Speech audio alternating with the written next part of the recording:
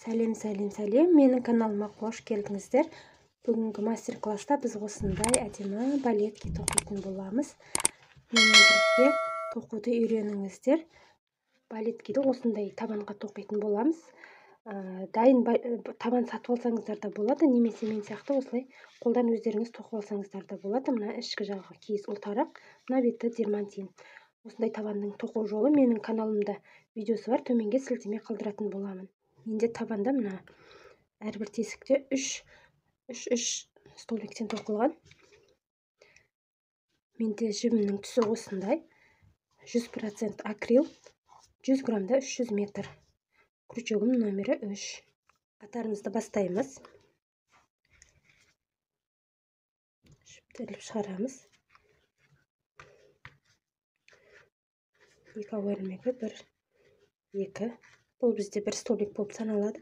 Жіпті ілеміз де крючокқа екінші ілмектен өткіземіз. Екінші столбиктің басынан жіпті іліп тартып шығарамыз.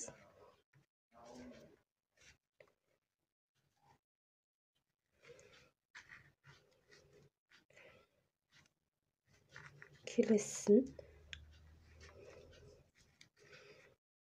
осылай мінеке айналдыра накидті столбиктер тоқып шығамыз. Міне мен айналдыра тоқып шықтым. Қатардың басымен біріктіреміз.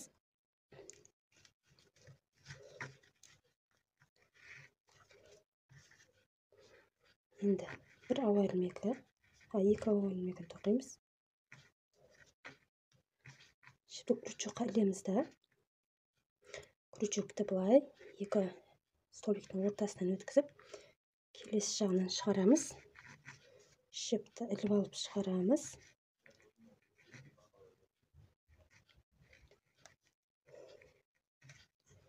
Осылай. Келесісін енді арт жағынан осылай мына бүйірінен өткіземіз. Жіпті тартып шығарамыз.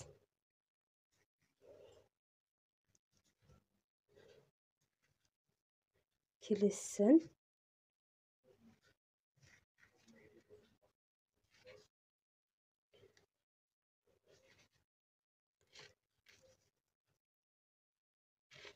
осылай.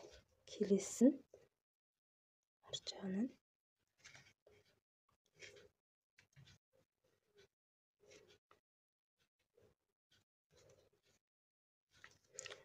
осылай кезектестіріп, оң және теріс столбиктер тоқып шығамыз.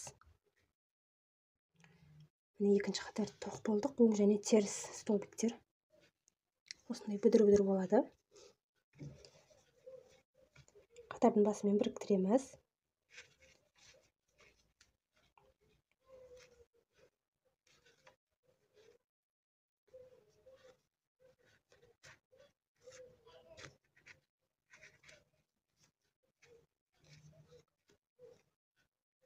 Енді осыны ары қарай қайталап тура осылай тоқып кете береміз.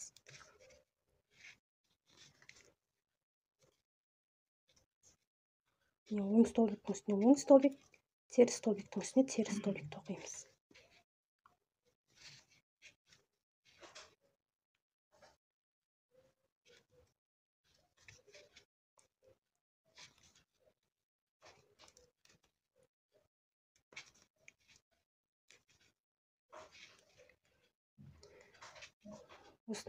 Осы қатарды тоқимыз, сосын тағы бір қатар тоқимыз. Екінші қатарды аяқтап қалдым. Бұл жерде біз өкшесінен бір столбик кемітеміз. Ол үшін мінеке осылай аламын да. Жанында тұрған біздің қатардың басын іліп аламын қосып. Міне бізде мына екеуі бір столбик болды. Ары қарай бізде мынау басынан мына жерге дейін барлығы 4 қатар. 4-ші қатардан бастап біз бір столбиктен кемітіп отырамыз өкше жағынан.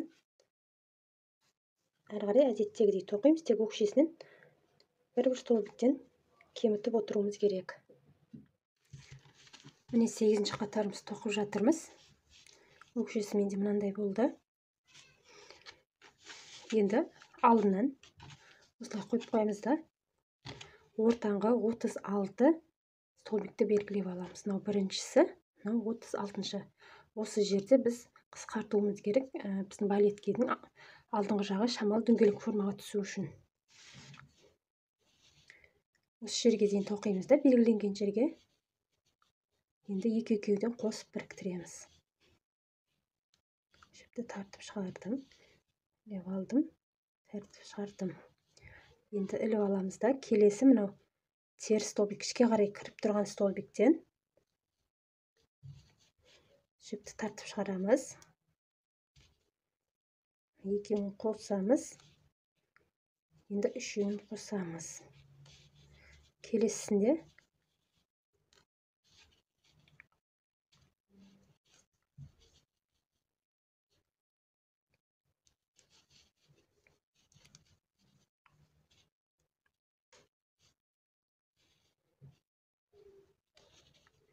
осындай әдіспен мына белгіленген жерге дейін тоқимыз. Міне бізде осындай болды. Бұл бізде балеткенің төменгі жағы. Енді мынау үстіндегі мотивті тоқимыз. Мотивті тоқу үшін бір ауа ілмегін жасап аламыз. 6 ауа ілмегін тоқимыз. 1 2 3 4 5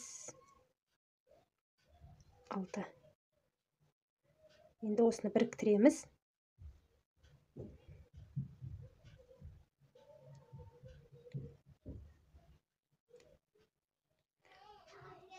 Бізде осындай сақина пайда болды. 1 2 3 3 ауа ілмегі. Бұл бізде бір столбик болып саналады. Енді осы жерге 7 рет накидті столбик тоқимыз. 1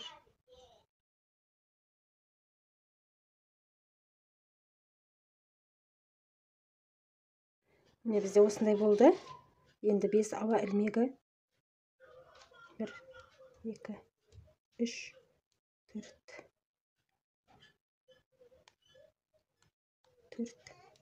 5 ауа ілмегі. Енді мына жерге тағы да 8 рет накидті столбик тоқимыз.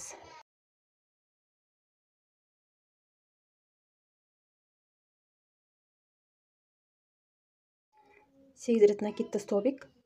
Енді тағы да ауа ілмегі 5 рет аламыз. 1 2 3 4 5. Қатардың басымен ауа ілмегімен біріктіреміз.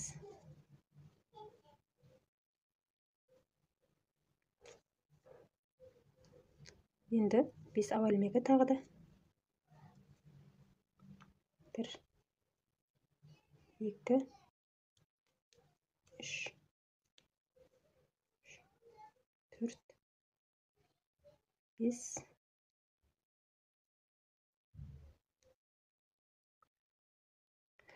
Біреуін қалдырып кетеміз. Екіншісіне жай ғана столбик тоқимыз.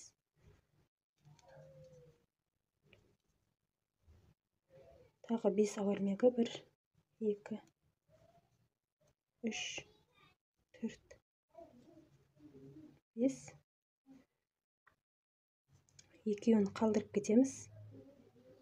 Үшіншісіне жай ғана столбик тоқимыз. Енді 3 ауа ілмегі. 1 2 3. Мына жерге бір накидті столбик тоқимыз.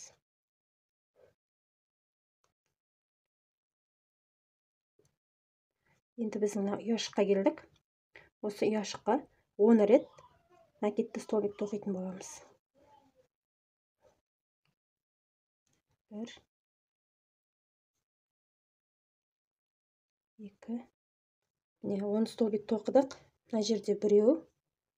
Одан бөлек ортаға ұяшыққа 10-ын тоқыдық. Енді мына жерге бір столбик тоқимыз. Мына столбиктің басына 3 ауа ілмегі. 1 2 3 біреуін тастап кетеміз, екіншісіне жай ғана столбик тоқимыз. 5 ауа ілмегі 1 2 3 4 5 екеуін қалдырып кетеміз, үшіншісіне тоқимыз. 3 ауа ілмегі мына жерге бір накидті столбик тоқимыз. Енді мына жерге 10 рет накидті столбик тоқимыз, мынау сияқты болып. Міне 10 рет накидті столбик тоқыдық. Енді мынау ең бірінші тоқыған біздің 5 ауа ілмегі бар ғой, соның үшіншісіне біріктіреміз. Біріктірдік. Енді тағы 5 ауа ілмегі 1 2 3 4 5. Мына жерге жай ғана столбик тоқимыз. Тағы 5 ауа ілмегі 1 2 3 4 5. Мына столбиктің басына тоқимыз.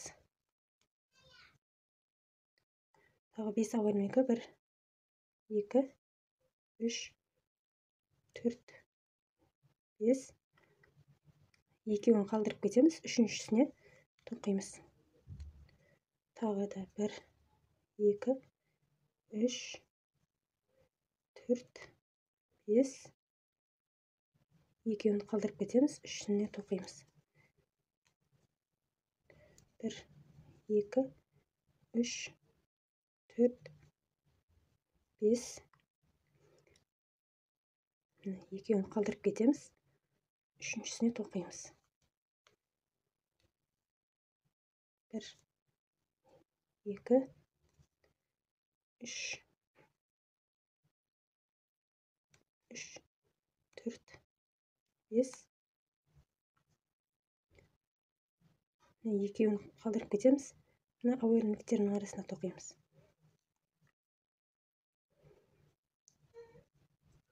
1 2 3 4 5. Әрі қарай мынау сияқты мына жеріне де тоқимыз. Не болды? Мына бас жағымен біріктіреміз.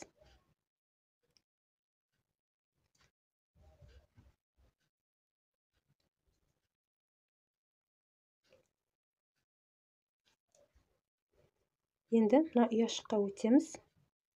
3 ауа ілмегі. Осы жерге 4 рет накидті столбик тоқимыз. 1 2 3 4 5. Егер сіздер 40-39 размерге тоқпатсаңыздар, осы жерде бірінші жай ғана столбик тоққан дұрыс, содан кейінгі қатарға накидті столбик тоққан дұрыс. Мынау сияқты. Сол кезде шамалы көлемділеу болады балеткидің алдына салуға. Менде 36-37 размер болғандықтан жай столбикті тоқымай бірден накидті столбикті тоқып жатырмын.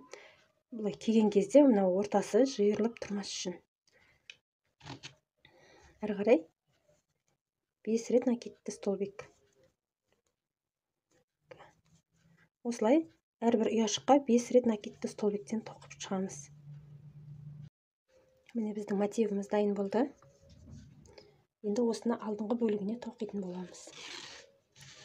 Балеткидің міне алдынан белгілеп қойдым.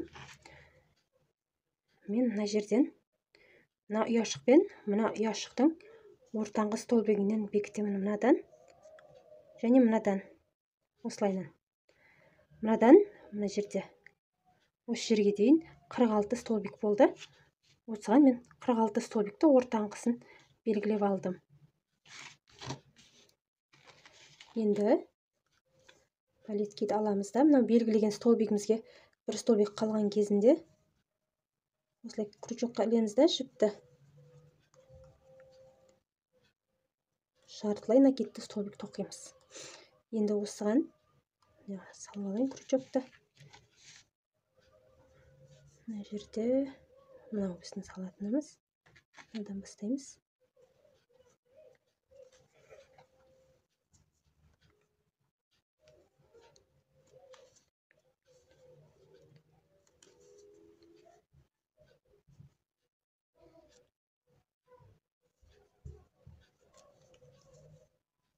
Шайнақ еттермен осылай әрбір ілмекті біріктіріп, осы жерге дейін тоқимыз да, әрі қарай оң және теріс столбиктер тоқимыз. Осындай болды. Енді мына жиегін біз көмкеріп шығамыз. Мен накитсіз жай ғана столбиктермен көмкеретін боламын. Негізі накитті столбикпен көмкерсе әдемі болады. Накитті жартылай столбиктің жанындағы мына столбиктен бастаймыз.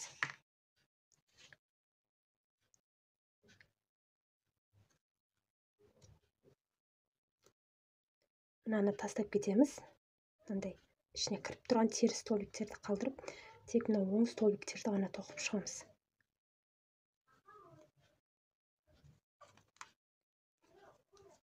Мынаны қалдырып кетеміз, мынаны тоқимыз. Мен өзім аяқ өлшеміне сай қылып көмкеріп жатырмын. Мынау шамалы жинаңқырап аяққа шапсып тұру үшін. Сіздерде сәл басқашалау болуы мүмкін. Міне достар, бізде осындай балет кеп пайда болды. Өте әдемі. Басқа да түстерде әдемі көрінеді. Қызыл түсінен тоқса вообще күшті болады жаңа түскен келіншектерге. Мастер-класс ұнаса лайк басып қойыңыздар. Және де подписаться кнопкасын басыңыздар. Сұрақтарыңыз болса комментарий бөліміне жазсаңыздар болады. Келесі мастер-класста кездескенше сау болыңыздар.